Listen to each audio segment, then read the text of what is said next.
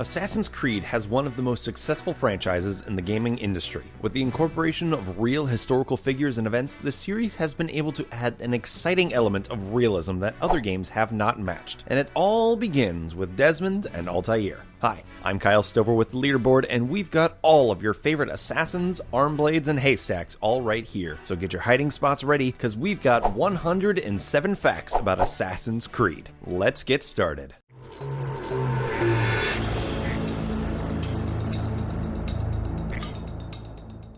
Number 1. Ubisoft created the Assassin's Creed franchise 9 years ago, with the first game being released on November 13th, 2007. Since then, there have been several sequels to the game, along with a movie and comic book series. Number 2. The game's conflict revolves around the two ancient secret societies of the Assassins and the Knights of Templar. Number 3. The Knights of Templar are introduced early on in the game as they ambush Altair and the two others with him, Malik and his brother from Solomon's Temple, proving that the Knights of Templar are not to be underestimated. Number 4. Due to the time period, some people may think that Assassin's Creed is highly religious. The franchise actually takes more of a philosophical approach and states that the Assassins have been around longer than the Christians or Muslims. Number 5. The game allows the player to take on the role of Altair, a 12th century assassin. Altair lives in the city of Masyaf during the Third Crusade in the Holy Land. Number 6. The actual Third Crusade, which occurred from 1189 to 1192, was the only crusade that the actual Knights of Templar were in. Number 7. The assassins during this time period were called Hassassin, which actually translates to assassins. Talk about a translation that didn't take too much creativity. Number 8. Unlike the ones in the game, the actual Hassassins in real life targeted certain people to further their political and religious goals. Number 9. The Hassassin was a secret order of Shiite Muslims led by the missionary Hassi Sabah. These assassins became known for their public killing of their enemies in broad daylight. Number 10. The Hassassin believed they were a religious warrior. The young warriors were given both combat and religious instructions in their training. Number 11. Even though the Assassin's Creed franchise expands throughout time, the real Hassassin lasted only 300 years. During that time, they killed 2 caliphs, Christian crusader leaders, and numerous viziers. Glad our version of the Assassins only stayed in the science fiction game. Number 12. The real Templars started off as a charity to escort pilgrims to the Holy Land. That charity goes a lot further than just helping an old lady across the street. The Knights Templar were known as some of the most skilled fighters of the Third Crusade. Number 13. The Knights Templar wore a white cloak with a red cross. This is very similar to the Knights in Monty Python and the Holy Grail. Yes, of course!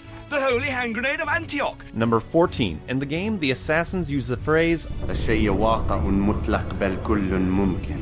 This translates from Arabic to English, meaning nothing is true, everything is permitted, the Assassin's Creed motto. This quote is said to be from the 11th century Persian missionary Hassi Sabah. Number 15. The book Alamut served as a primary inspiration for Assassin's Creed. The Alamut was written by Vladimir Bartol. Number 16. Altair was supposed to have a Middle Eastern accent, but at the last minute the director decided to give Altair an American accent. Number 17. Altair doesn't get a Middle Eastern accent until the 4th game in the franchise, Assassin's Creed Revelations. Number 18. Ubisoft included a crossbow originally in the first Assassin's Creed game, but a playtester used it primarily instead of his melee weapon, so Ubisoft decided to remove it. It can still be seen in the original trailer for the game. Number 19. The crossbow was also removed because of historical inaccuracies. The weapon didn't exist until 1480, over 300 years after Altair was born. Number 20. Another weapon the player can use is throwing knives, which ended up being the ranged replacement for the crossbow.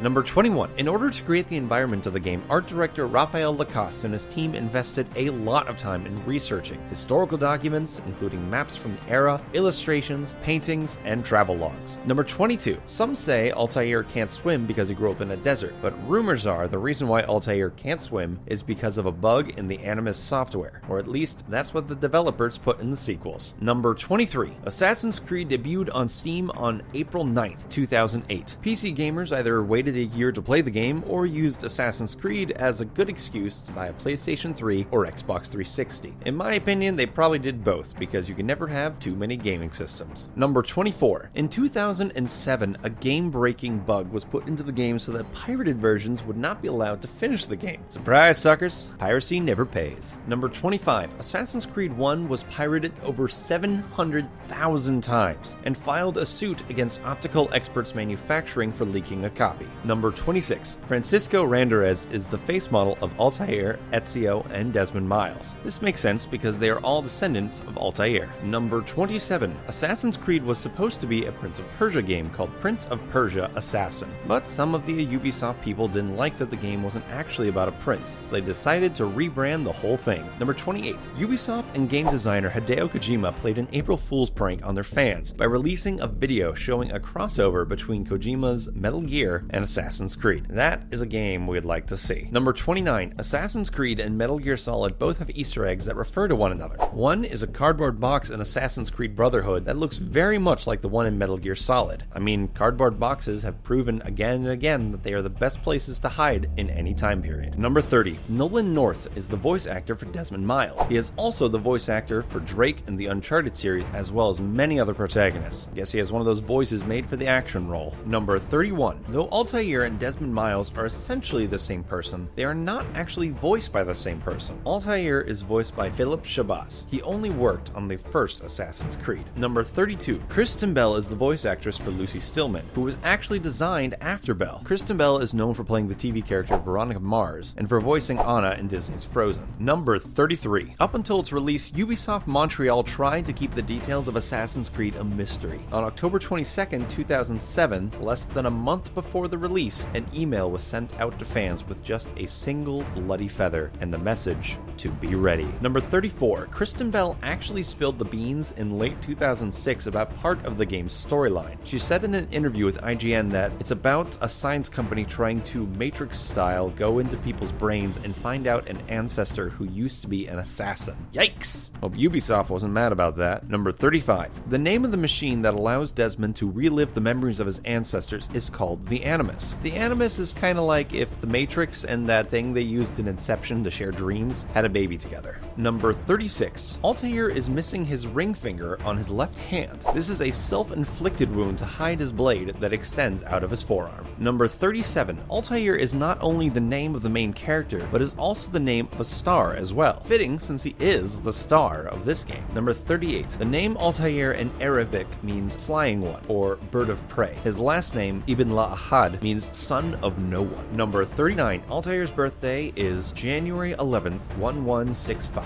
and he was raised to be a master assassin after both of his parents died at a young age. Well, if Batman has told us anything, that if your parents die at a young age, I guess you have to just become a professional ass kicker. Number 40. At the beginning of Assassin's Creed, Altair is 26, the same age as Desmond Miles. The biggest difference between them is that Desmond Miles isn't nearly as successful as Altair, but at least Desmond still has his parents, or one of them. Number 41. Desmond Miles was a bartender before being captured, so being kidnapped was kind of a step up for him. He was promoted to assassin almost immediately. Number 42. The reason Altair lost his rank in the assassin organization is because he broke all 3 of the assassin's tenets. The rules to be an assassin are very similar to the rules of Fight Club, it appears. Number 43. Assassin's Creed was released with a major bug that caused Altair to freeze in midair. Number 44. In Assassin's Creed 1, some of the balconies are shaped like Optimus Prime from Transformers. It can be easily overlooked, but once you spot it, you'll never forget it's there. Number 45. Assassin's Creed doesn't kill the player. Instead, the main character loses synchronization upon death. This makes sense since the player is just playing another character in a simulation. Number 46. The Animus is still being perfected in Assassin's Creed 1. This is shown in the sequels by having the Animus referred to as different versions. Number 47. Hitman and Assassin's Creed have a lot more in common than just being both stealth games that involve killing primary targets. They also share a musical composer, Jesper Kyd. Jesper has worked on several titles, including the famous Borderlands franchise. Number 48. For the game music, Jesper used lots of somber choir songs and some medieval Eastern instruments. Number 49. On the Assassin's Creed soundtrack, there are 11 songs that provide about 40 minutes of good assassinating music. Number 50. Assassin's Creed was first demoed at E3 2006. Other games that also debuted were Super Smash Bros. Brawl and Final Fantasy XIII. Number 51. The game was in development for 3 years before it debuted at E3 2006. Number 52. Ubisoft built an entirely new engine for Assassin's Assassin's Creed to have it run as best as possible on the PS3 and Xbox 360. Even though the game had its issues, the fact that they developed it for a next-gen console put Assassin's Creed at the front of the line for the gaming standard. Number 53. Assassin's Creed spawned several spin-offs and eventually became the most successful Ubisoft franchise, with over 73 million copies sold as of 2014. Number 54. The open world of Assassin's Creed has 3 detailed cities in it: Jerusalem, Acre, and Damascus. If you know some of those names, you either lived in the area or you went to church a lot when you were a kid. Thanks, Sunday School. Number 55. Assassin's Creed allows players to kill nearly all of the non-player characters. Another title that does this is the Grand Theft Auto series. Killing everyone is not needed or really recommended, but it is possible. Number 56. The director for Assassin's Creed was Patrice Désilets, and he did so good he was brought back to be the director of the sequel. Number 57. Assassin's Creed was written by Corey May and M. Duma Wenshu. They have worked on several titles together, including the popular series Prince of Persia. Number 58. Corey May wrote 6 out of the 13 of the Assassin's Creed games. Those 5 are Assassin's Creed, Assassin's Creed 2, Assassin's Creed Brotherhood, Assassin's Creed Revelations, Assassin's Creed 3, and Assassin's Creed 4, Black Flag.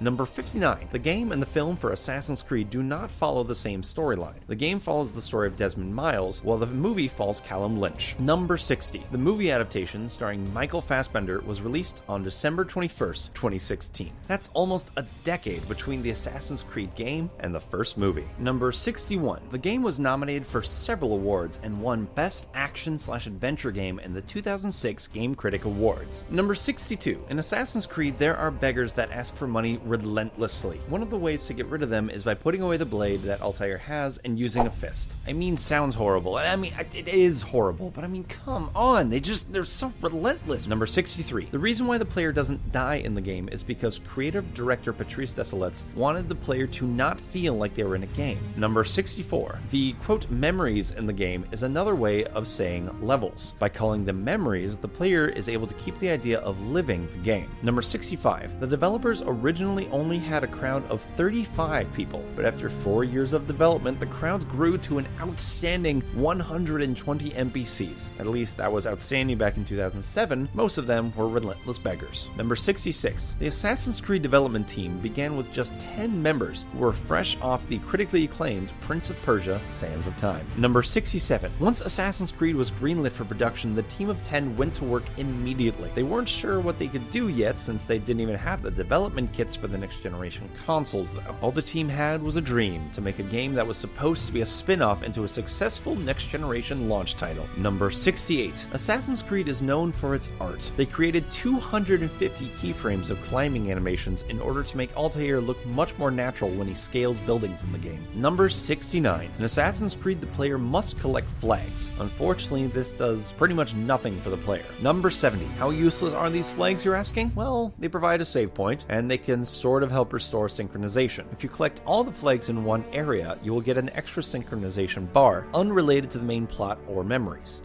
Doesn't really sound worth the effort, but hey, it's there. Number 71. Getting more bars can help build endurance, though. The more memory synchronization bars you fill, the longer the synchronization bar becomes. It prolongs the player's life, so to speak. Number 72. Creative director Patrice Désilets gives the reasoning for the flags as being an act of rebellion. The flags are meant to show ownership, so Altair is taking them back and letting people know they are not owned.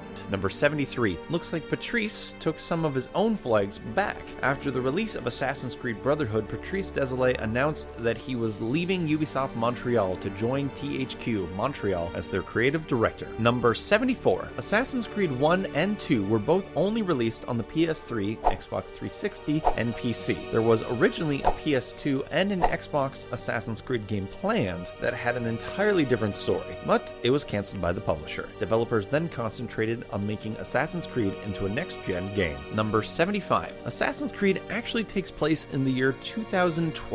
At the time of the release, this was 5 years into the future, and it looks like they overshot technology almost as much as Back to the Future 2 did. Number 76. In the game, the company that is responsible for all of this mess is a corporate conglomerate known as Abstergo Industries, led by Warren Vidic. This is the company that kidnaps Desmond and tells him to trust them. So yes, all of the elements of being the bad guy is there, and spoiler alert, they are the bad guys. Number 77. Warren Vidic kidnaps Desmond Miles in order to steal reveal secrets that are stored in his genetic code. We're just gonna pretend like that's possible. Number 78. The Animus doesn't only put Desmond Miles into his ancestors' memories, but also renders the genetic memories into 3D landscapes. This helps Desmond process all that he needs to unlock the last mystery. Number 79. The reason why Desmond must go through each memory to retrieve the information that Warren Vidic wants is because he does not possess the confidence. Thanks to the 9 missions of confidence building, Desmond will have the ability to retrieve his memories. Number 80. Assassin's Creed starts with Altair going on a mission to retrieve the Piece of Eden. The Piece of Eden is an ancient technology that has the power to control the thoughts of individuals. Number 81. The Piece of Eden is also known as an Apple of Eden. Unfortunately, this apple isn't under warranty, and the rest of the pieces need to be found by hand. Number 82. Assassin's Creed is a stealth game, even if it is a very forgiving one. Unlike other stealth games, if the player is seen, they can hide in haystacks around the city for a few moments until the guards forget about them. They can also sit on a bench next to a bunch of people, or get lost in the crowd, or hide on rooftops. Number 83. The player can even jump from high building tops and land safely in bales of hay. If only that was possible in real life, hay would be a lot more useful. Number 84. There are places on the map called viewpoints, which are the tops of very high buildings. The viewpoints give a 360 camera rotation view and uncover previously obscured objects on the map. Number 85. Al-Mulim translates to teacher in English, and he is most likely modeled after a teacher named Rashad ad-Din Sinan. Number 86. Rashid ad-Din Sinan was a real person who allegedly ordered 2 botched assassination attempts on Saladin, the ruler of Syria and Egypt at the time. Number 87. At a certain point, Desmond is able to use Altair's ability called Eagle Vision. Eagle Vision gives the player the ability to see otherwise invisible signs and symbols at a glance, and they can also be used to see a person's intention towards them. Number 88. One of the benefits of using Altair's Eagle Vision is seeing writing in blood that reveals a secret. It's like a blacklight, but,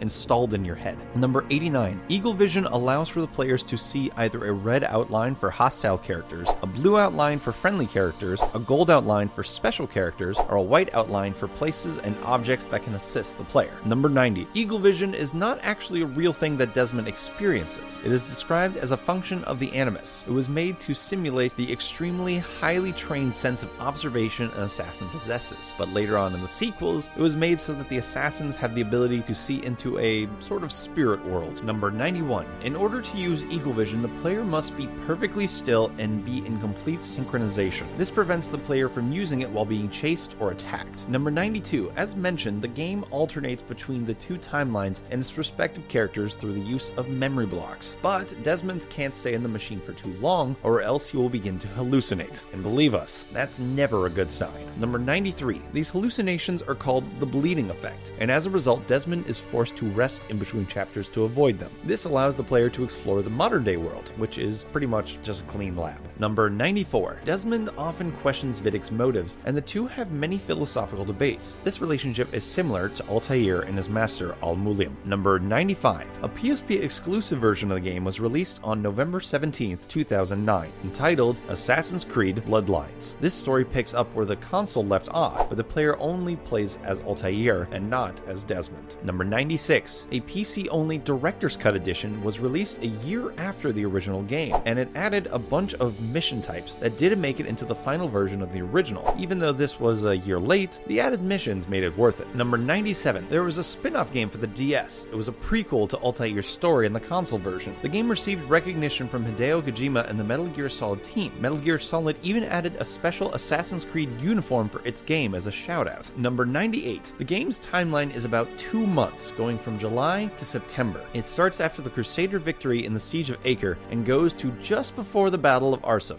but a dedicated gamer can get it down in just a few hours. Number 99. Pretty much all of the targets you kill in the game are people who actually existed in real life, and who also died in that same year they die in the game. Number 100. The Animus machine is based on a theory by the philosopher Carl Jung called the collective unconscious theory. Jung suggested the notion that certain thoughts or patterns could be shared between unconscious minds, and the words anima and animus represent various altered and emotional states. Number 101. The Assassin's Creed series has led to the creation of 10 novels. The English historian Anton Gill, who goes by the pen name Oliver Bowden, wrote 8 of those 10 books. The last 2 were young adult novels by Matthew J. Kirby called Assassin's Creed Last Descendants. Number 102. The Assassin's Creed franchise is not set to stop anytime soon, but there is actually an ending already written for the series. Hopefully none of the voice actors spoil it this time. Kristen. Number 103. Ubisoft has 29 total development teams in the country, and 10 of those work in Assassin's Creed. That's over a third of the company. Number 104. With the newest update, Assassin's Creed requires only 6.6